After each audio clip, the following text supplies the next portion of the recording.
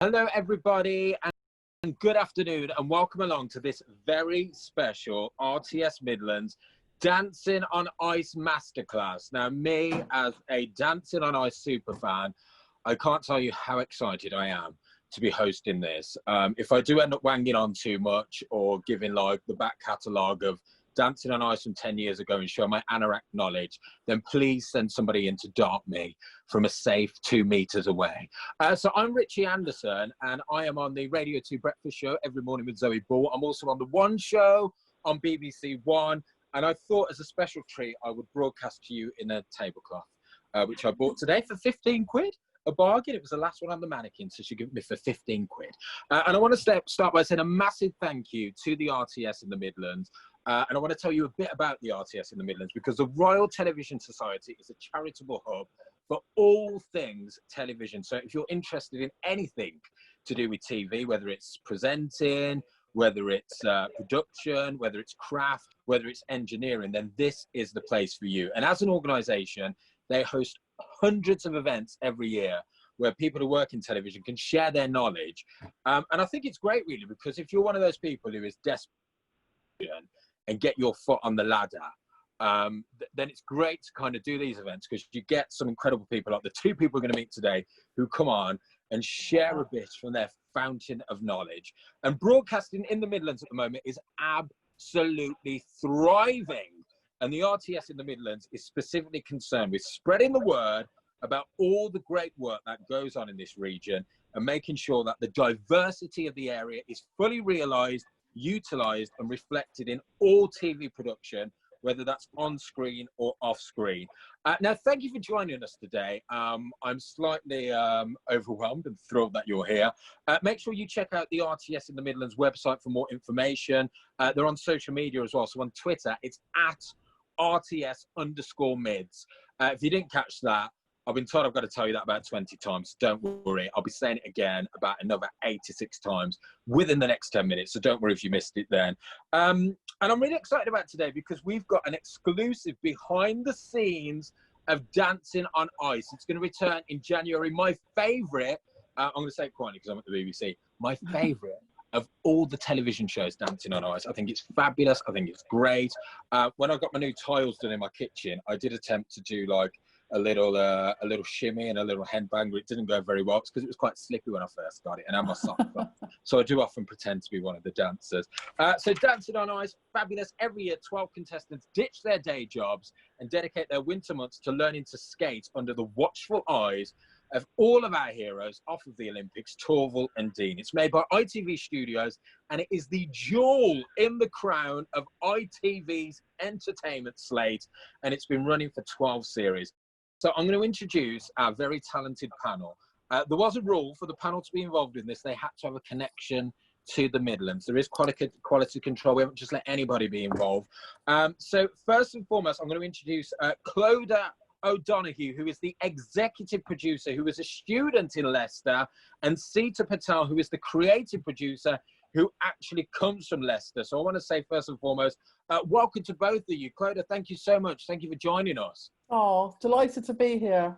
We're dead excited.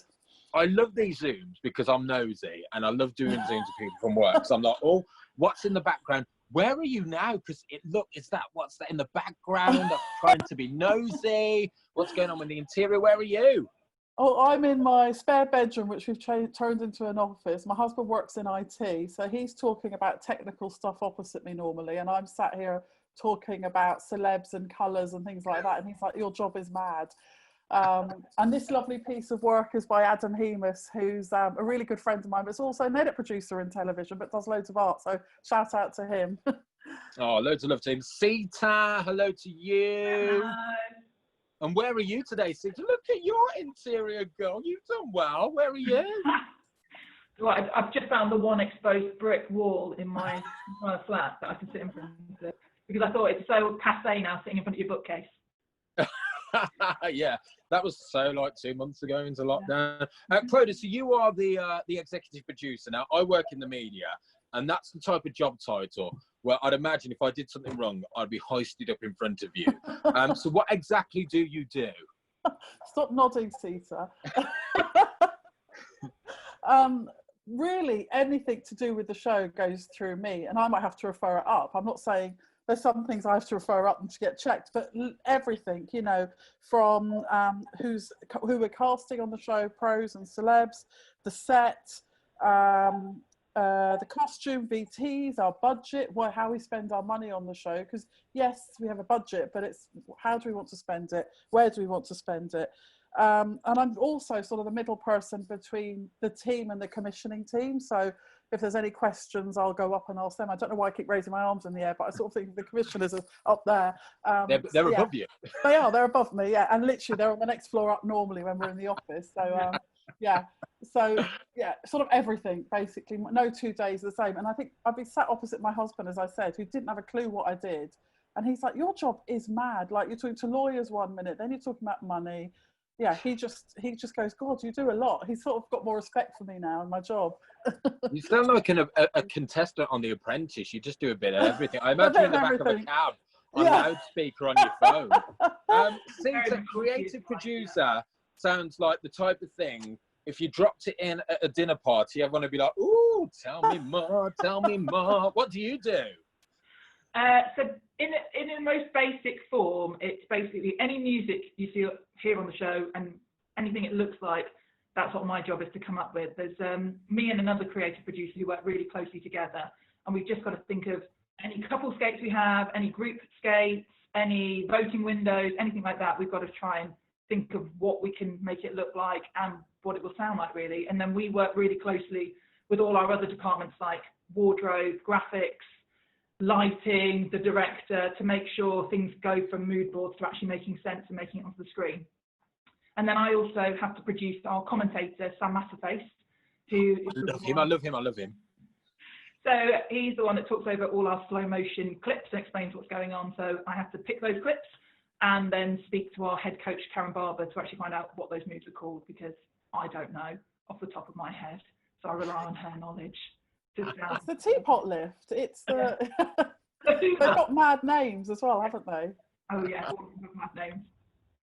No, we want everybody getting involved on Twitter. There is a hashtag today, so that hashtag is hashtag RTS Dancing on Ice. That is hashtag RTS Dancing on Ice. Obviously, just say good things about us. And don't forget to @ in the RTS as well, @ RTS_mids. So, Clodagh, take us back to the very beginning. When you were wide-eyed and desperate to get into television. Where did your break come from? Who was it who took a chance on you? Well, I always knew I wanted to work in entertainment. That was always my goal. I did media studies at university, which I think a lot of people frown upon now, but I didn't know how else to get into the industry. You know, my parents were publicans. It was, you know, it was alien. My dad was like, people like us don't work in telly. You know, that was his thought. What the hell are you doing? So I sent off like 300 CVs in the post, because obviously this was a long time ago, and it wasn't sent around on email. And eventually, Initial at the time, who was Malcolm Gary's company, gave me a break and gave me some work experience. And then they had a late meeting one night and they said, can you get some sangria? There's a tapas place down the road. Now, being a publican's daughter, I thought, that's crazy to spend all that money. So I went and made the sangria, brought it up to the meeting. The next day he said to me, that was really good, thanks. And I said, oh, I actually made it. And that was it. And he went, you're going to go far, girl. That was my break. Nothing to do with being creative or anything, just common sense. And I remember everyone saying it to me at the time, you got common sense. And I went, I don't get it. What do you mean? Now I get it. Obviously, as you grow older, you go, oh yeah, that's what you need. But yeah, it was just making sangria got me my break. Sita, do you think that's changed now? Because we're in a day and age now of social media. People can upload things online. So are we still in a time where you do need to send out 300 emails, or do you think there are different ways to get into the media now? Is it easier to get in, do you think, than when you started, Sita? I think it's a bit of both. You're kind of employing the old-fashioned ways. People still want to see CVs as well, but I don't think there's any harm in doing other stuff as well, you know, sending out videos, or a lot of talent teams, like the ITV talent team, it's worth following all these different ones, because they often have tips on there, or they have Q&As, and will give people advice on things you could do to make yourself stand out, or things you should put in your CV, or, you know, open days or workshops. And I think it's about hunting out those things. When I first got into TV, originally I thought I wanted to get into news, so I'd kind of gone to doing like a postgraduate course in broadcast journalism, realised it was quite serious. At the same time, I was working as a special needs teaching assistant, so I could afford to do work experiences and do a course. And I just applied for every single traineeship, every single scheme, every runner thing that came up. And they're really competitive, but there are lots out there. And when you apply for them, there's loads where you have to go to workshops or one-on-one interviews or written applications. I just think it's worth going for as many things as you can, because it worked out for me. In the end, I managed to get a year-long traineeship at a company, and that was what meant I could afford to move down to London from the Midlands and get into TV. So I think it's kind of hunting out those opportunities, because they are out there. So Clodagh, what kind of catches your eye when people try and get in touch to try and get their first foot on the ladder? I imagine now you probably get hundreds, maybe thousands a year of people being like, look, I want to get in television, I want to work in Dancing on Ice, what have you got going? What makes people stand out, do you think? I feel when I meet them, you meet some people, A, who don't listen when you're talking to them, B, some people don't watch the show that they're coming in to talk about, and I'm like, so you'd say, what did you like about Dancing on Ice? Which is a fairly easy question. I'm not saying you have to like everything, but there's lots you can talk about, even as a runner, because I just want people who are passionate about the show, because it is, I love working on this show, and I feel really privileged to be an exec on it. And I just want all the team to be really excited to work on it. So I just think, just watch a few clips of whatever you're going into, or the company you're going to talk to online, so you sort of understand who they are. That would be a tip, and that's one thing that catches my eye if you're interested in the show. And listen, and I'd say just be clear on, I'm not saying you will know what you want to do in the future, but what sort of experience do you want to get from this? Is it that you want to do a bit of filming? Do you want to get some experience in the edit? Where do you see yourself? And you might change your mind, but it's just, we can help you then to fulfill those, what you want to do. Can you both sum up for me what it is like to work on Dancing on Ice? Because you said it at the start, like no 2 days are the same. Let's do it when the run's on. What is it like? What's the atmosphere like amongst the team? What is it like to be working on that show? Sita? Oh, it's really intense, but really exciting. I think when you're working on a live show, we start a few months before the show obviously starts going out. So that's when we do all our prep work as much as possible. And then when you're in the run and each week is a live show, it's really exciting, because obviously all your prep work, everything goes into one moment, and it could go perfectly. It could be exactly like it was in the rehearsals and like you imagine it was going to be. Or it could go completely not how you were expecting it to. Maybe an outfit, in terms of creatives, maybe an outfit reveal didn't work, or maybe one of our props didn't do exactly what it was meant to do, or maybe someone falls down in the middle of the routine that they've been rehearsing for weeks up to that point. But you just have to kind of go with it, and I think that makes it quite exciting, that it's such a quick turnaround. Things happen. If it doesn't work out, you have to move on from that and just start on the next week working out what you're going to do for that. Clodagh, did you always want to work in entertainment? How did you, and I'll ask that to you as well, Sita. I'll ask Clodagh first, because Sita, you started in news, you wanted to go for news. So how was your path when you got into the media, into entertainment and into Saturday night, Sunday night television?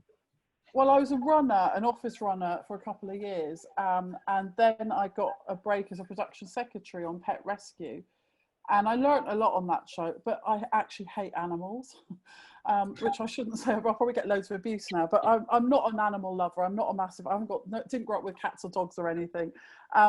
So I found that show difficult because I couldn't fall in love with all the characters in it, but I learned loads. But what I did know then is I didn't want to get into factual telly, definitely didn't want to.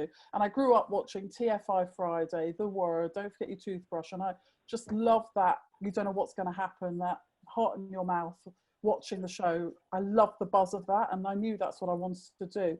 So I ended up working my way up in factual, but on the sort of production secretary. Then I became a production coordinator. And those jobs mean you are looking after schedules and budgets and taxis. And, you know, really important jobs on a production, but it wasn't for me, and I really missed the creative side. So I then went for a junior researcher job. So I took a drop in salary and then ended up going up that route. But it took a while. It took quite a bit of time for someone to go, okay, yeah, you want to do the editorial, the creative jobs. So I really had to push around to get my way in there and finally get that break. So it's not easy, but I blooming love entertainment shows. It's definitely where my heart is, 100%. So how did you see to go from Panorama to Jazz? Definitely wasn't that. It was regional news. I think it was the more, so I did loads of placements at news companies. Like I did, did a placement at an Asian television station where they had one English language news program that I worked on, and other ones like that. And I started to realise it was a lot of door knocking, or a lot of, you know, on people who've had quite serious things happen to them. And then when I got into you know, entertainment TV, I was working across a broad range of things. I was doing, you know, clip shows, hidden camera shows, a little bit of factual stuff, a bit of everything. And I realised that I wanted to work on things that they might not be everybody's cup of tea, but generally people who are watching them are enjoying them and having fun, and, you know, it's a big event. And I think one of the things to remember when you're starting out, you don't necessarily have to know exactly what you want to work on. You know, I didn't. I went on to loads of different things. And when you're junior, it's easier. You can work across a broad range of stuff without being pigeonholed, and then you can work out what thing works for you. So I tried to do that, and I think doing that, I realised it's the shiny floor stuff, it's the live stuff and studio that is really exciting, and that's fun. What I love about Dancing on Ice, there's nothing else like it on television. So I'm in London Monday to Friday doing Radio 2. Every weekend I'll go back to Birmingham. And I like routine, me, so I set off every same time on a Sunday back from Birmingham to London. But when Dancing on Ice is on, I have to come back a bit later because I've got to see who makes it through to next week, who's gone, who impresses Torval and Dean, who doesn't. I'm obsessed with it. It does my mum's head in because she's like, come on, you've been here now for an extra 5 hours. There is nothing else like it on television. How do you find somewhere to do the show from with such unusual requirements? Because say all the other shows, you just get a studio and all that, but there's nothing like Dancing on Ice, Clodagh. So I imagine you have to think about things on this show that, you know, I know you said you worked on Pet Rescue before. I can't imagine you ever had to find an ice rink for Pet Rescue. No. But there's nothing like the things that you have to, I imagine, find for Dancing on Ice are things that you don't have to find or take into consideration for any other television programme. Yeah. And, well, weirdly, the show does work in many locations, like because we actually build ice rinks within the studio, which sounds blooming mad, but that's what we do.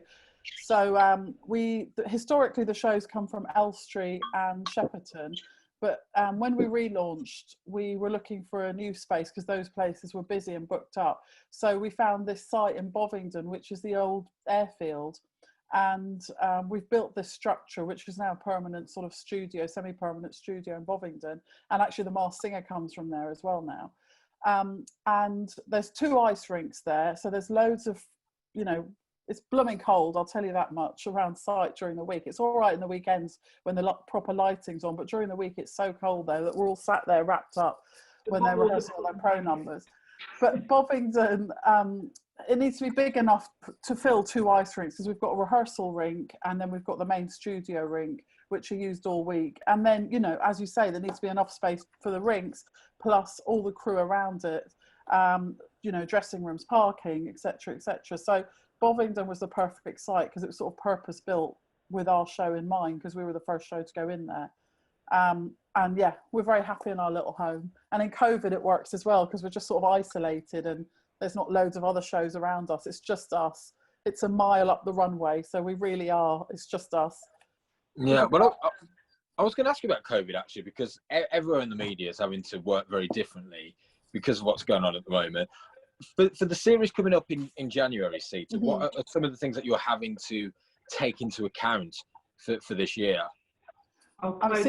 Yeah, because Sita's not actually started yet, so she doesn't know. Clodagh, you tell us.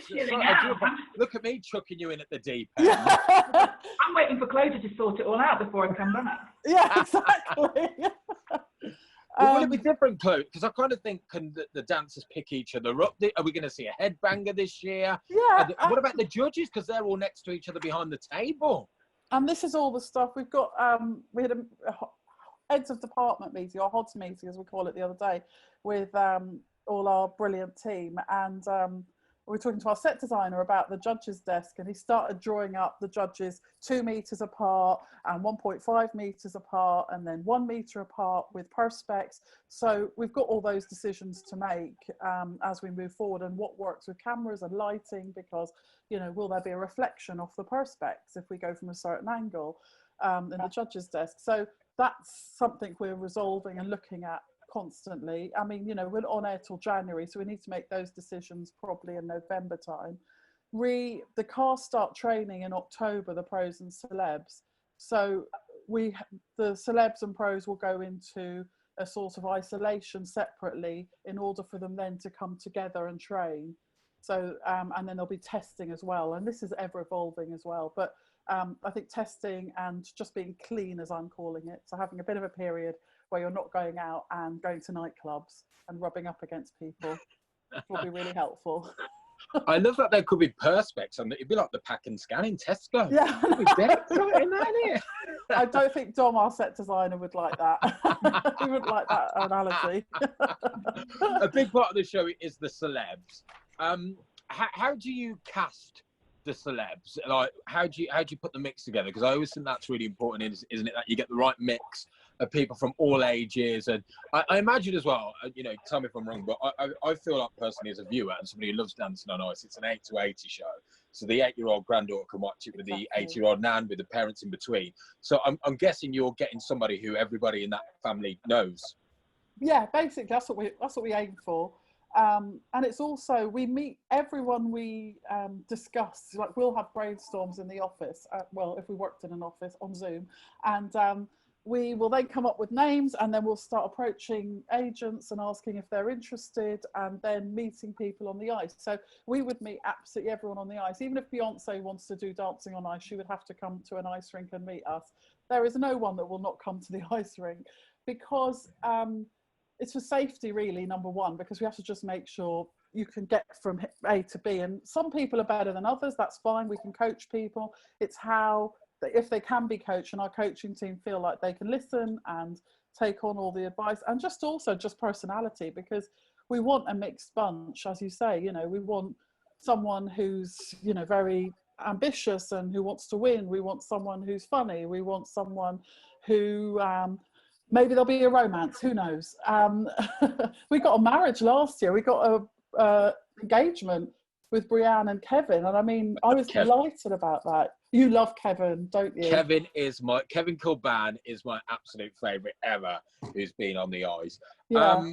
I feel like as well with the ice, it's the hardest. I feel like it must be the hardest one, because say all the others, you learn the skill, but I feel like with Dancing on Ice, you've got to learn to skate. Then you've got to learn to dance. Then you've got to learn this. It feels like so much you've got to learn. How long do they have to learn it? And is it actually that difficult? Because I'm really impressed with how I see some of the at the end of it.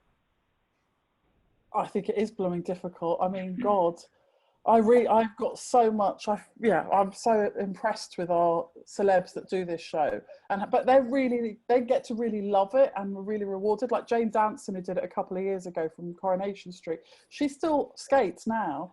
Like, we've gone up to meet celebs in Altrincham, and she's just gone in for a skate. She didn't even know we were going in there, because she just loves it so much. Just for fitness, because it is what a lot of people say is you get a really firm bottom from doing Dancing on Ice, because you've got weights at the end of your feet, so you're just pushing them all the time, so your bum gets really firm. So but yeah, it's blooming hard. I mean, it is hard work. It is. And everyone I meet, I tell them it's going to be, it's full on doing this show, but it's so rewarding. And the achievement of doing it from, it's a mad concept to think you just get people who can't skate, and you get them to skate for 1 minute 30 on live television in blades on ice. It's just a ridiculous concept. And I don't know if you'd get it away nowadays if you went to the channel with it. So it's lucky we're on series 13. I wonder what level you two are up to. So Clodagh and Sita, if you were on the ice, imagine John Barrowman's judging you. What score do you think you would get? Would it be a fabulous, or would it be a Sita? How do you think you'd do on the ice? Well, I think I'm quite tall, so I don't think any of our pros could lift me. I think it may be a 1. If I stayed upright, I could probably get a 1. I'm definitely not getting a fabulous. You'd be better than a 1. Clodagh, what would you get? I mean, I'd smile a lot and I'd laugh a lot and I'd definitely be the comedy one, but I can't see I'd score. I'll probably get 0, but they'd like it. They'd laugh. Yeah, the only time I ever went on the ice, I've got a scar for life. From the ice rink, if anyone's watching in Birmingham right now, the little ice rink that used to be at the back of the wall ring, I think it's closed down now, the one that's at the back of the Arcadia. Don't forget to be using the hashtags on Twitter, by the way. Hashtag RTS Dancing on Ice. Let us know what you think. Put whatever you want on there. Do a screenshot and put it up there. Make sure you tweet and let's try and get it trending. And of course, the Twitter handle is @RTS_mids. So Sita, what are the logistics of organising a 2-hour live prime time show? How many crews, how many cameras and everything? All right, I've written this bit down because it's a nightmare if I've missed anybody else off. So basically, during when it's going 24/7 really. There's always people in there doing something. In terms of on-screen talent, we've got 13 celebrities, 13 pro skaters, the 4 judges, 2 presenters, and our commentator who's technically off screen. And then backstage, we've got around 250 people. That's a rough number. Whoa. It's a bit I'm going to have to remember. So we've got sound, cameras, lighting, costume, our art department, makeup and hair, catering, medics and physio, skate sharpeners, the production team, tanning team. You know, there's an army of people really doing it. And then Dancing on Ice during a series will be on air for 20 hours. Since we began, we've been on for 200 hours. That's a lot of Dancing on Ice. And then, as Clodagh was saying, with our celebrities, when it comes to before they even get on the ice, they do a lot of training. So they will start training 3 months before their first performance, and they have to kind of clock in 100 hours of training before. Wow. Really, yeah. It's for safety. It's also, like you said, so they can master the basics and all that sort of stuff. So, you know, everyone needs to have done 100 hours before we go live on show 1. And over the 12 series up to now, we've had 142 contestants, 17 judges, and 202 episodes there. And a partridge in a pear tree. Yeah. That's Are there many entry-level jobs on the show? Yeah, there are. Basically, across pretty much every department we have, there are entry-level roles. So, you know, in our production team, there are runner roles. In the art department, there are runner roles. Makeup and wardrobe and everything, they all have production assistants. So there's quite a lot of that. And then, you know, there's also, you know, PA roles. So there's lots of different, depending on what sort of area you're looking at, there's lots of different ways you could come in, really. Now, what I love about Dancing on Ice, the music, the costume, the creativity side. How do you go about picking the music and the creators of the show? So when you've got, if you get somebody on who, say, if you've got a tennis player on, an ex-tennis player, then what's the thought process into what would be the great music for them? What would be great staging for them? What's the thought process behind that? Is it big meetings to decide it all? Never-ending meetings.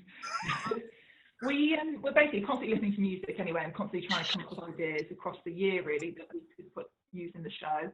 And then the very first time we meet all our celebrities, one-on-one chats with each person to find out more about them, find out what music they like, what music they don't like, you know, hear if they've got any interesting things in their past or any interesting little things that people might not know about them, because it's quite fun to bring some of those things out. Usually for the first show, we try and make the creative connect to, so like when you said it's a tennis player, connect to what you know about them in some way, just to, you know, to people at home who might not know who that person is, or just to reinforce who they are.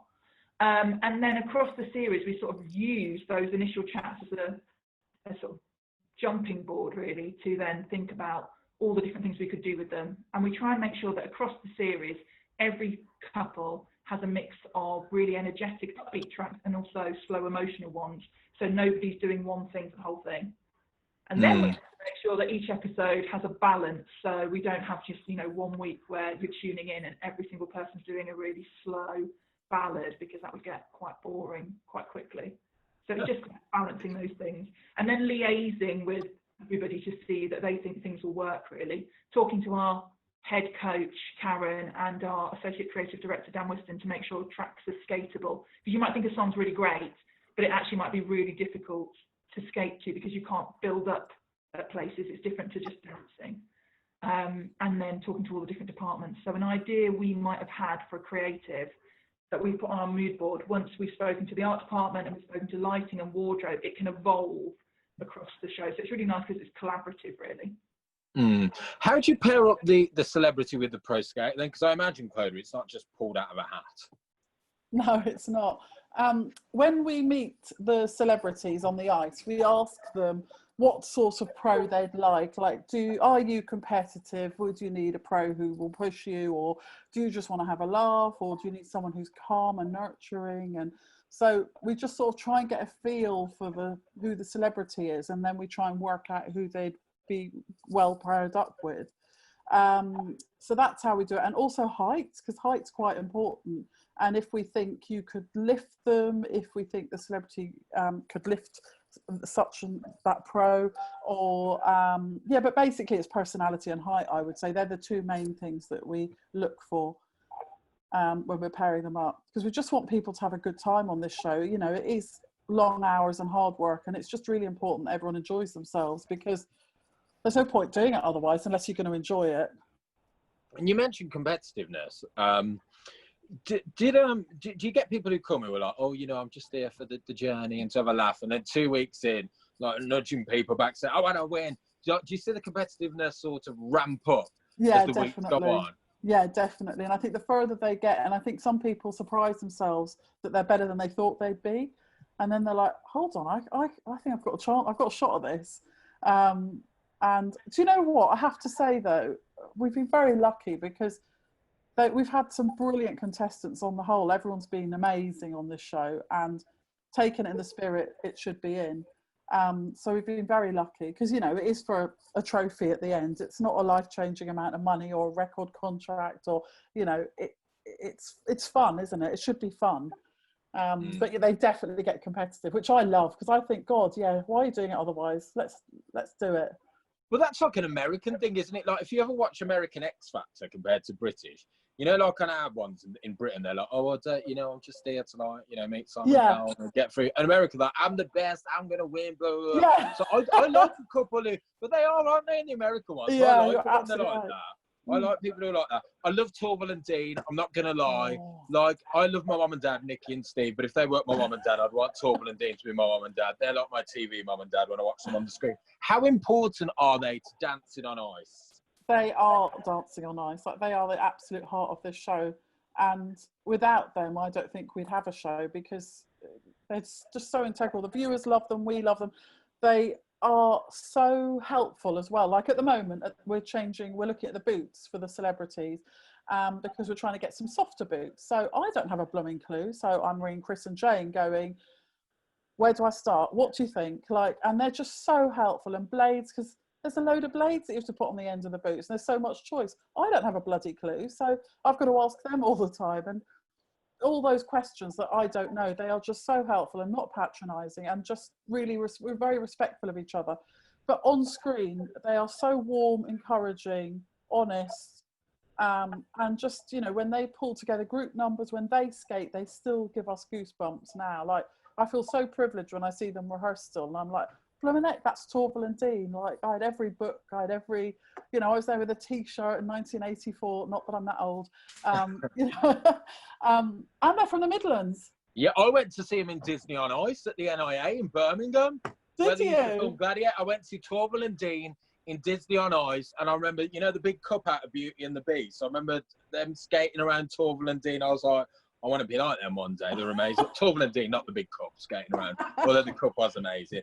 I want to look back on your amazing careers now. You've both been in the media for a long time. So I want to know, and this is from both of you, so we'll let you start, Sita. What has been your most difficult ever production moment, and what has been your highlight? I think it's difficult with the difficult one. In terms, I think in terms of with dancing on ice, one of the things we have to always be aware of and that can cause difficulties is obviously the ice is quite dangerous.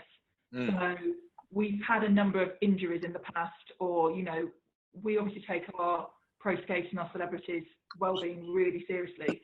And that can mean, you know, if somebody looks like they might get injured, preemptively, we have to change things at the last minute.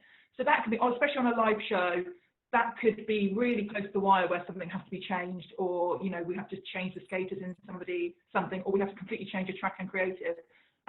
So those have been quite difficult moments at times, trying to change something and get it turned around really quickly before the live show. And in terms of my highlights, I think it's never really lost the novelty value of seeing something that's been your idea appear on the screen. I mean, that continues to be something that excites me. And one of my best moments in any of the series I've worked on was, I think, the very first series I did.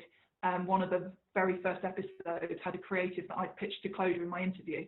And just feeling like your ideas are valued and you're actually doing something creative is a really wonderful experience, really. And what was that experience like being interviewed by Clodagh? Not mine as often as she's making out here. And Clodagh, for you then, a moment, it feels like you're doing a job interview. Can you tell me a difficult moment that you encountered and how you overcome it? And also a moment in your career, in your media career, if you could go back to it and relive it, what would that moment be, please? So I've got two difficult moments. One, I was on The Voice, and we were live. Were you a contestant? No, I was working on it. And no one turned around for me. Yeah. And it was, a few years ago, and Jessie J was, we were coming out of an ad break, going live, and Jessie J was going live, and she was backstage, and she couldn't hear her in-ears. So we were like, oh, no, there's a stronger word. So then we ended up cutting back to Holly, who was presenting at the time, Holly Willoughby, who was amazing and just was with the judges and filling in, going, you know, this is live telly, these things happen, how are they feeling right now? Because Jessie was with her contestants. I was feeling sick, thinking, oh my God, how are we going to get our time back? We'd wait for technical to be happy, we'd wait for Jessie to be happy to make sure she could hear everything. And then we went live again. But that was like heart in the mouth moment. But also, like you're going, and then we got on air and it was all fine, obviously. And the other worst moment, but probably iconic moment, was when Gemma fell on the ice a couple of years ago. And all of us honestly thought she was really injured, and we were like, sick. And then she just got up and started waving and smiling at the audience, and it was amazing, but also heart-wrenching. Like, you're just like, oh my God, is she okay? Because that's always a danger on our show, obviously, because it is ice and people do fall. My best moment, and this, I know this is so recent, but it really was. It was show one last series when H and Matt skated. That was such an iconic moment. And also at the time, there wasn't a dry eye anywhere in the studio, from backstage to the gallery. It really, and the audience, I've never heard an audience reception on any show like it. And it was weird, because I always thought it was strange that it was a thing that we had two men skating together. Anyway, it's weird that it was a thing, but I get that it was a thing. But for the reaction it got was amazing. Like, I was so proud of that moment, because it felt special. Well, for me, as a gay man watching that, I thought that was a massive moment in society, actually.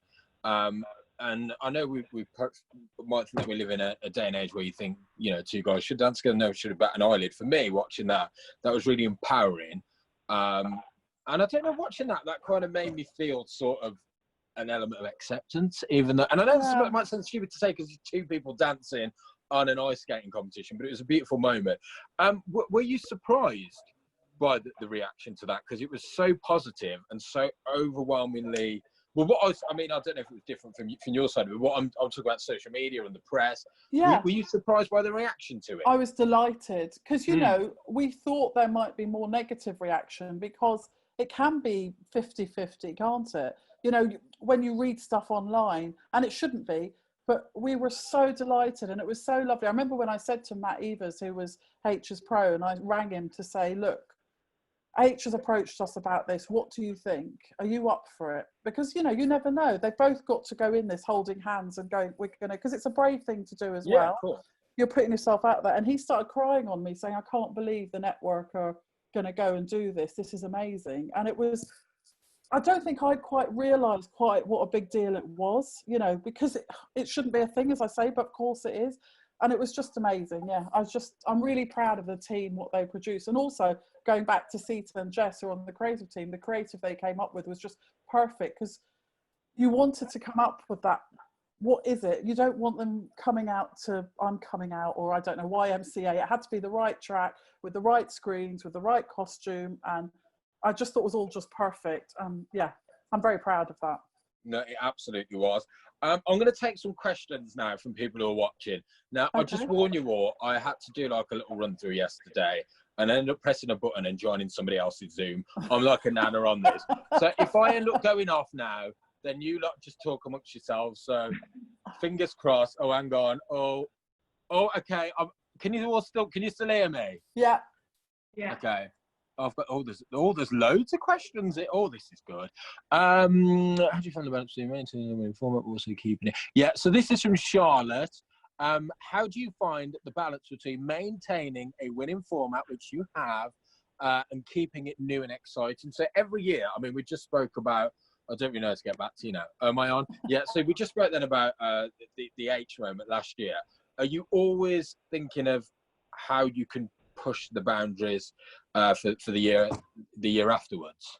Yeah, we are and we're not. I mean, that H thing really came from him, the same sex thing. It was in his audition. He said, have you thought about same sex? It wasn't like we started the series looking for it. It came from him. So, and I like that it was organic. It wasn't like us sniffing for ratings, or it just was real.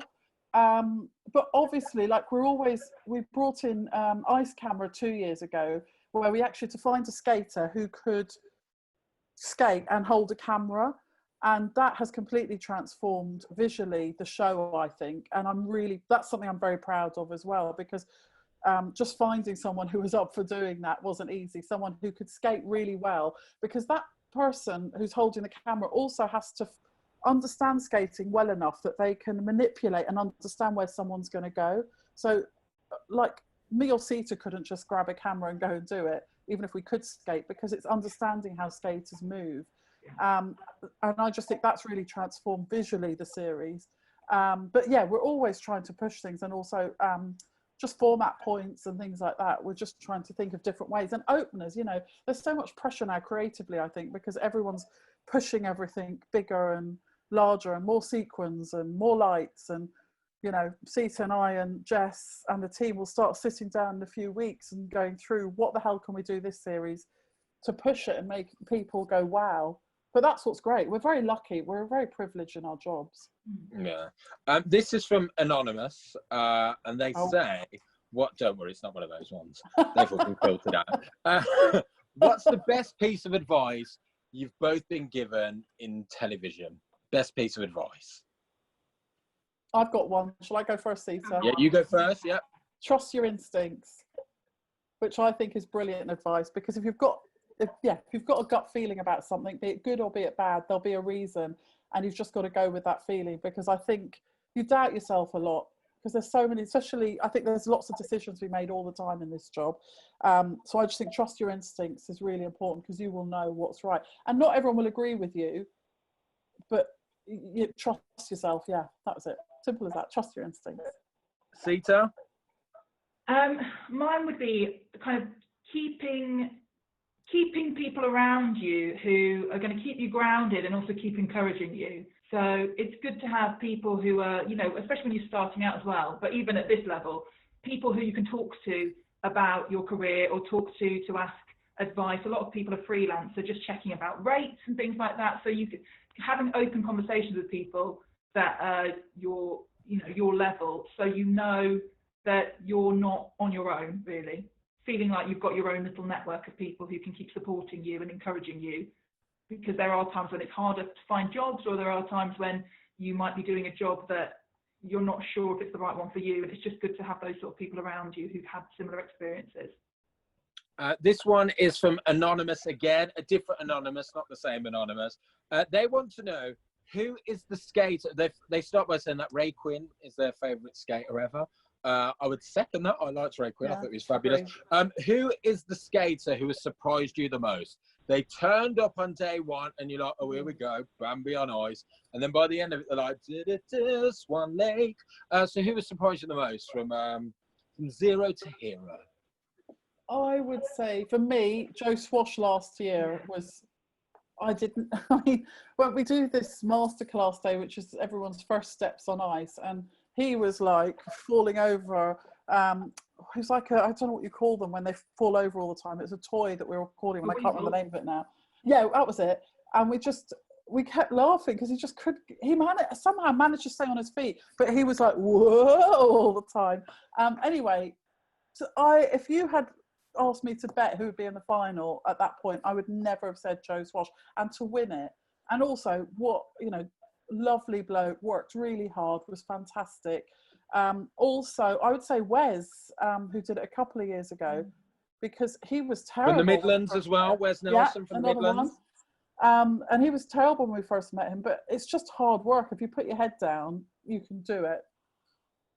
So what you thought, Sita? Yeah, no, I agree. I was just thinking about when Joe, in those first 3 months of training, was absolutely terrifying every time he got on the ice, because he had no fear, but didn't really know what he was doing. So do things at speed, and everybody else would jump out the way. And then to just kind of see him go on and win the show was really impressive, really. And also just to see when he started to evolve and his scores started to go up during the weeks. That was really impressive. And those are the ones that are quite exciting to watch as well, aren't they, really? Like you said with Wes as well, where they start out in one state and end up somewhere completely different at the end. This one, to both of you again, which celebrity, if money was no object and they would say yes if you ask them, so they can be, Hollywood sort of, like you mentioned Beyonce earlier on, which celebrity would you like to see on the ice if you asked them and they would say yes, whoever it was? Clodagh? I've got to go Beyonce. I think she'd be incredible. I think her creatives, she'd come out of that tunnel. Oh, and what would she look like? She'd look amazing in the costumes. I bet she can skate because she can do anything, can't she? And yeah, she'd be incredible. Oh yeah, Beyonce. But I think it'd just be too easy imagine Beyonce in the skate off against Ian Beale. There's only ever one winner, isn't there? Like, you know what I mean? Peter, if money's no object for you, my darling, who do you want on that ice? I'm going to say The Rock or Jason Statham. Oh, why? I think I might go The Rock. I'm sure Clodagh can make that happen for me. Yeah.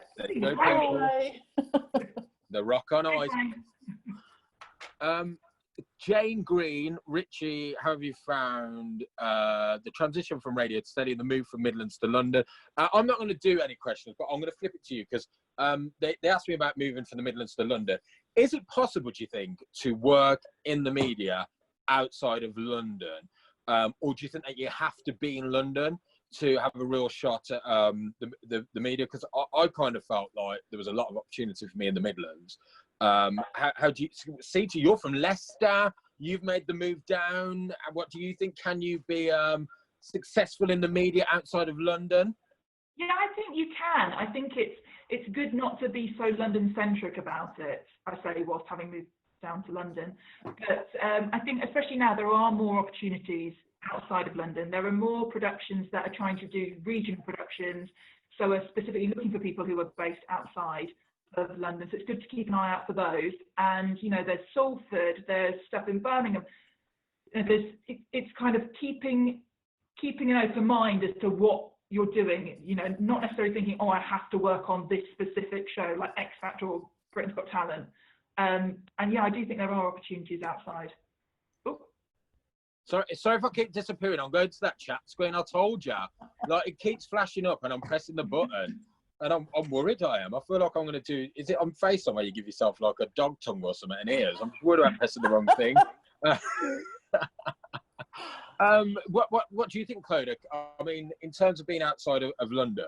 I mean, Manchester's up and coming at the minute. Leeds, the Midlands, of course, is great. The BBC in the Midlands, There's so much happening there. You went to university in the Midlands. Obviously, you've come down to London. But Yeah. could you have seen yourself, if you didn't go to London, staying in the Midlands and working? Not then. I think, you know, that was a long time ago, and I think things have changed a lot. I think it was very hard if you weren't from London to get into television in the 90s, late 90s, early noughties. It was really hard because I just think there was nothing outside of London really, or very, very little. Unless, yeah, if you weren't picky what you worked on as well, like Songs of Praise was coming out of Bristol and things. But I think, yeah, I think it was very hard then. I think now it's very different. I think there's loads of massive shows coming out of Manchester, particularly I know of in the next few months that, you know, The Voice Kids has moved up to Manchester. There's another singing show coming out of Manchester in the new year. Big ITV Saturday night show. So it's much easier now, I think. But when I was growing up, you had to move to London. There was no choice. Steve's tweeted me and he said, can you ask them both, please? Was there anybody who you're surprised went out early, maybe in the audition? Because we've asked like the journey the other way when people were like, oh, 2 minutes, she'll be gone. Don't get settled into your dressing room, love, and then she's in the final. But is there anyone else who you thought, yeah, I've picked a winner here, and then week one, been sent home? It's got to be Pamela Anderson, surely. Oh, that's I couldn't believe that. Biggest shock exit, week one. And she was actually all right as well. I didn't do that series, but I watched it. But like, you'd have thought she was a shoo-in for sort of at least halfway through, if not further, because she could get about on the ice. But she stumbled in her skate off. And that's the problem with the skate off. It's perilous. You know, one mistake and you're out. And yeah, she had a boob come out and she tripped, didn't she? So yeah, that was unfortunate for her. Sounds like me on a night out. Yeah. Do you have to comfort the people who go out in week one? Because I know you said it's a bit of fun, but I always feel like on any show, like if I was on any reality show, I don't want to be out week one. I don't want to be secret. I want to get to the final, but I don't want to go out week one. I don't want to go out week two. Week three onwards, I'd take that. Do you have to kind of pull them aside? Because I imagine don't name any names, but I imagine people are gutted when they go off first. Yeah, and you know what? The pros are as well. That's the thing I find even harder for them, because they really take it personally, like they've done something wrong. So you really have to comfort them as well. And it is tough. And yeah, it is tough. And it's just unfortunate because it's down to the public really, and then the skate off. But you could end up, you know, against someone who's a really good skater as well. So you haven't got a chance. You know, at that point when you're eyeing up who you're up against in that skate off, oh, I'm buggered here, aren't I? You know, you'd just be looking going, why am I even bothering? I'm out. You just go through. Same all the time. You know what I mean? But you never know. Someone could fall like Pamela Anderson. It was Keith Chegwin, I think it was. Cheggers she was up against. I'm sure it was in that skate off. Anyway, obsessed, sorry. No, bless Pamela Anderson. I thought she was a great get for Dance Nice. Jenny's asked a question, sorry. Oh, Jenny Watts, I send you so much love, my darling. She's watching us. She's asked, and I know we sort of answered this at the start, but it's always good to refresh you. What do you look for in someone new to the industry and joining your team? What qualities should they have? You go, Sita, first. Can I go? I think it's kind of like a bit like Clodagh said. I think it's about being enthusiastic. In terms of if it was specifically coming to Dancing on Ice, it is kind of being respectful of the show that already exists. You know, having watched it before, we've all put a lot of work into it. So not turning up and saying it like, "Oh, I've never watched it," or "Oh, I don't think it's been last series wasn't very good," or anything like that. That's not going to work for us. So it's being enthusiastic, being persistent, and it's also just doing it, like being hardworking. I think there's a big thing made out about people schmoozing or networking, and I think at the end of the day, it's the working hard, and even if you're doing it quietly, just getting on with your job that producers and execs are going to notice. It's not necessarily the person who's the loudest chatting in the bar afterwards. It'll be the person who's there late cleaning up or sorting stuff or helping with photocopying, or all those sort of things we've all had to do at some point that aren't very glamorous but are part of the job. And Clodagh, somebody joining the team, in terms of personalities they should have. And in terms of jobs, actually, I'll ask quickly, because there were people like, how do I get a job? Is it through the ITV website? I don't know, do they have to send you a fax or a page? How do they get in touch with you? The ITV talent team is definitely the best way to get in, because they will then send us a load of CVs that we'll start going through. It's our Katie Reed, who's our unit manager, will be the one filtering through all those, looking for entry level normally. But we have sort of 3 core runners on our show, and then who are there full time, and then on Saturdays and Sundays we have more runners who are day runners who look after sort of the talent. That's sort of the entry level. But yeah, exactly what Sita said: enthusiasm, common sense, which, as I say, someone told me early on, and just hard working, and just smile. Like, it's full on, it is busy, but you know, it's a fun show to work on. Well, we wish you all the best of luck anyway for the upcoming series and all the work you've got to do. I know it's going to be different this year, but we'll all be watching. And I bloody love Dancing on Ice. And I know everybody who's in this Zoom as well does as well. So we can't wait for it. It's going to be better than ever this year. But unfortunately, we have come to the end of the Zoom. It's just as well because I'm losing my head. Thank you so much. We really appreciate you both joining us. We know you're both very busy, and I feel like you've given us a fascinating insight into what it's like working on the show, because I love behind the scenes stuff, I do, but also there'll be a lot of people, and the RTS in the Midlands has said this, they get a lot of people who are trying to get their foot on the ladder, that maybe just left university or maybe left a job somewhere else. So it's really helpful, and both of you, thank you so much for joining us. Good luck with everything, and on behalf of the RTS Midlands, thank you all for Zooming. We really appreciate it. Don't forget to tweet. If you haven't tweeted, I want to see it trending when I check my phone in a minute. So it's hashtag RTS Dancing on Ice. That is hashtag, we need it like Zoom, you know, point now. Zoom. Hashtag RTS Dancing on Ice, and at them at RTS_mids. I've been Richie Anderson. Enjoy the rest of your afternoon. Thank you so much, everybody. Thank you, Clodagh. Thank you, Sita.